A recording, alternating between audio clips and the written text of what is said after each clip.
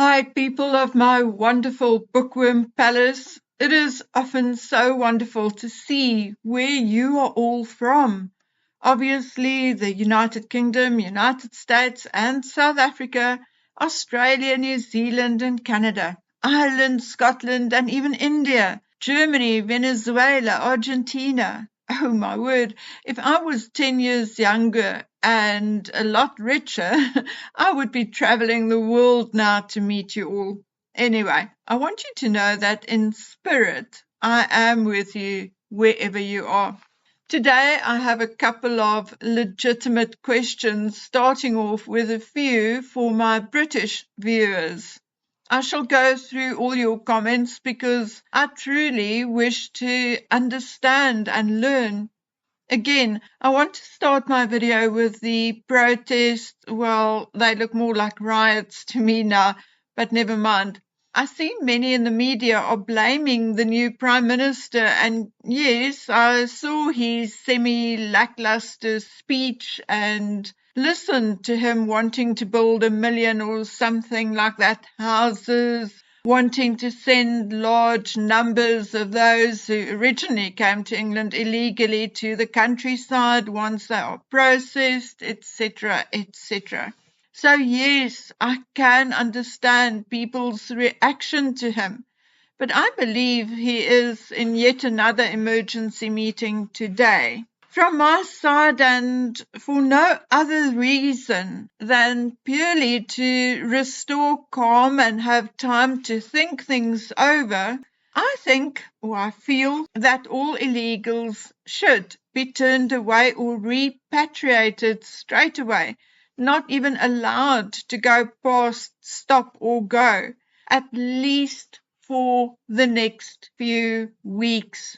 But, my dears, that is my opinion, and nobody will listen to me anyway. Never mind. My question is, if the majority of people did not vote for Starmer, where were they on voting day? Why didn't they bother to go vote? Say for Nigel Farage then.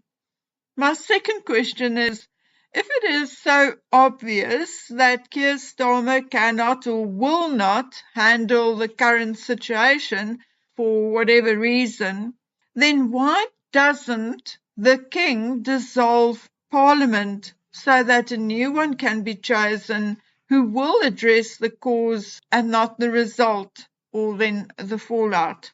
Because that is what it looks like to me. It looks like everyone is talking about the riots and the protests, and Starmer is threatening the protesters that those involved will feel the full force of the law. While when a pub which was having a karaoke evening with adults and children inside were attacked, the law did not arrive to help at all. By the next day, the owners were already repairing the premises, and the police had still not been. Now, look, my friends, I understand that there are families in countries who really want to save their children, where there is, say, war and people are hurt, and, daily there are people hurt or killed. There was a time in South Africa where I even considered leaving because it looked like a civil war was going to break out. So again, I can say that I've been there. But no country, not even the mighty United States of America, can afford a steady stream of illegal aliens on a daily, weekly, or even monthly basis. It is just not possible to sustain something like that. No country can, in a matter of days, miraculously provide accommodation, medical services, schooling, clothing, food to hundreds of thousands of people. Water, sanitation, electricity, and shelter does not come cheap and cannot be conjured up out of nothing. If I can see that, and I'm not a politician and never was, why can't politicians see it? Anyway, I'm taking this further than I wanted to, so I guess my questions still remain. Number one, why is British government not dealing with the underlying issues, the causes of these riots? Number two, why is the King not dissolving Parliament if Parliament cannot do something to stop the riots? Will he eventually do so? Does he have the guts to do so? I don't know, you guys. I'm very worried about you all. Anyway, I'm so afraid that I will offend someone because it's not my intention to offend anyone. But I certainly don't like some of my moderate, non-racist British friends being labelled far right just because they feel uncomfortable walking in their neighbourhoods as there are young men of certain persuasions yelling obscenities at them, and others where they have to wait nearly 3 months for tests at an NHS hospital because the hospital can simply not handle the workload with the influx of people. So people like my friends are asking for a break.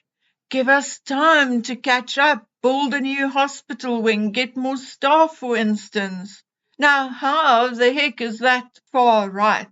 It really makes me sad. Why must people always be labelled? Can't we just have an opinion or an idea? Anyway, I need to step away from this now. I just want you all to be safe because I love you. Okay, Meghan Markle. Let's talk about Meghan Markle. Just to bring our nerves and fears and rising blood pressure to where it was before. Not that Meghan is good for my blood pressure either. She has a way to make my stomach turn, which I have never experienced from anyone else. But let's give it a go. I agree with everybody that Meghan's comment about not having even scraped the surface of her experience with the royal family and her time in the monarchy as a veiled threat.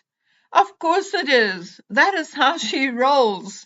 Revenge, empty threats, jealousy, hatred, anger, every nasty negative emotion you can think of. But in the midst of war in Israel, Gaza, Ukraine, and Russia, and civil unrest in Britain, mass shootings, and political uncertainty in the United States, our fuses are becoming shorter and shorter to a point where Meghan Markle may just burn the last millimeter of that fuse and cause the dynamite to explode.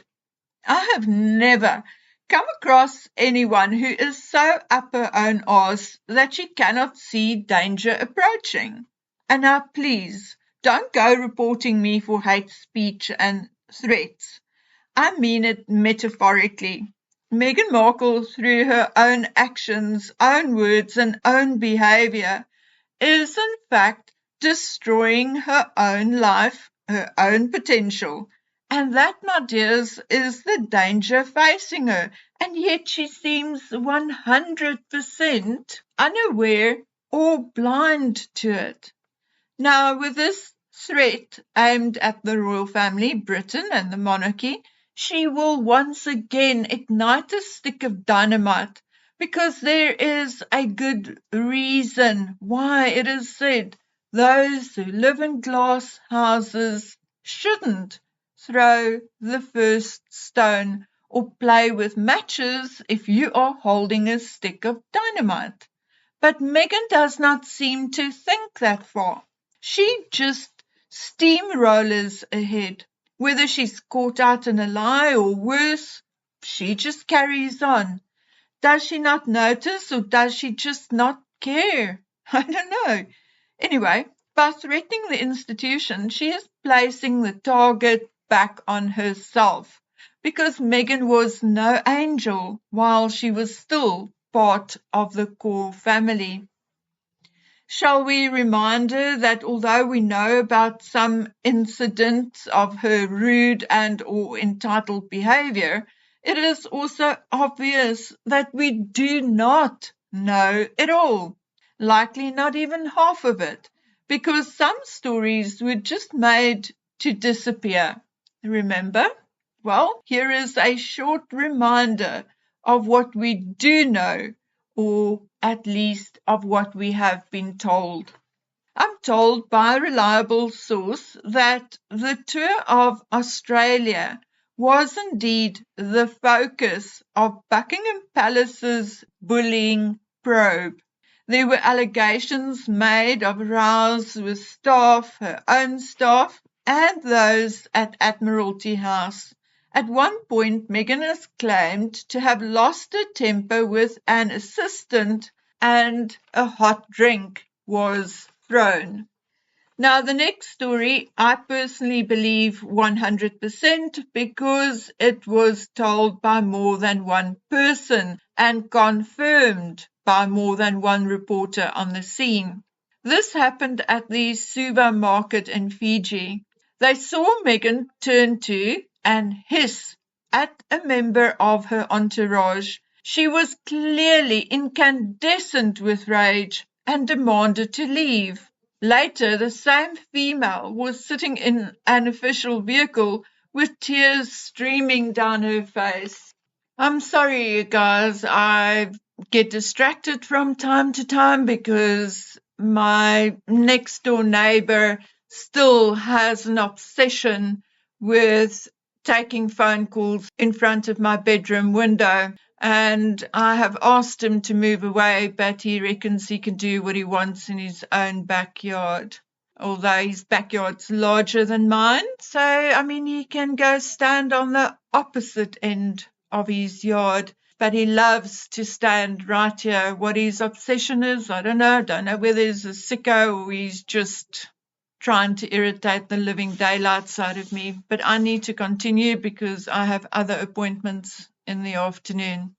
Anyway, how many of you remember the veteran royal helicopter pilot who suddenly quit, leaving the royal family scrambling to find a new one? According to a palace insider, the pilot got tired of making constant food trips to satisfy Meghan's pregnancy cravings. They said Harry was constantly ordering the pilot to fetch weird snacks, in inverted commas, for them until the pilot finally objected to being used as an on-call 24/7 delivery service. The behaviours and mistakes Meghan made in the short period she spent in the monarchy is so unbelievable that it can barely be attributed to a sane person. Here are a few more. Meghan insisted on having the same status as Catherine. She refused to accept hierarchy and rank. She claimed that she would modernize the monarchy.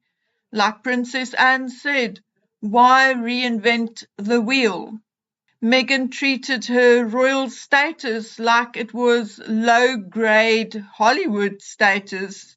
She employed a PR company outside of the royal family. The secrecy about the time and place of Archie's birth was definitely a huge mistake, but maybe a necessary one if we are all right. Saying that they could not visit the Queen in Balmoral because Archie was too young for the flight, but then flying to France to stay with Elton John. Remember Meghan making the African documentary all about her? Nobody asked whether I was okay, that story. Now, these are things we know about because it is out there somewhere in mainstream media. Some had been scrubbed, some are still there. But how many incidents were there behind closed doors or at least closed gates that we do not know about? I've heard some of the things said at family and friends gatherings. I heard of her appalling behaviour at dinner parties, to the point where friends no longer invited them. We heard about the two of them drinking and carrying on with loud music until the early hours of the morning while living in Nottingham Cottage. Now I'm asking you, how much do you think is still being kept quiet behind the closed doors of the palaces? Stories of jewelry not being returned, billing Charles for clothing she got for free. Goodness, I mean, the list is endless.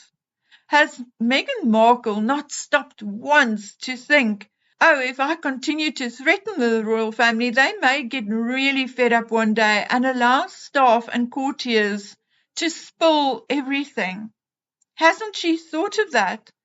Why hasn't the photographer who took photos of her at Birkenhead not spoken out? Well, I can tell you that because he was told not to. So what happens if one day the palace tells him it's okay, he can go ahead and tell his story? What about others like Piers Morgan, who permanently filed certain information out of respect for the royal family? What if he gets the blessing from the palace to tell it all?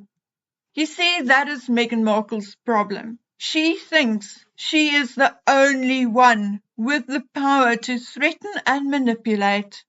And no, you are not, Megsy. If you want to play this game, it can get really ugly for you. Anyway, guys, I have to go and fetch a young man from school, and hopefully my neighbor will then depart because he's really just doing this to irritate me, to work on my nerves. So best to ignore him. Okay, guys, please take good care of yourselves until we meet again on the next one. Bye.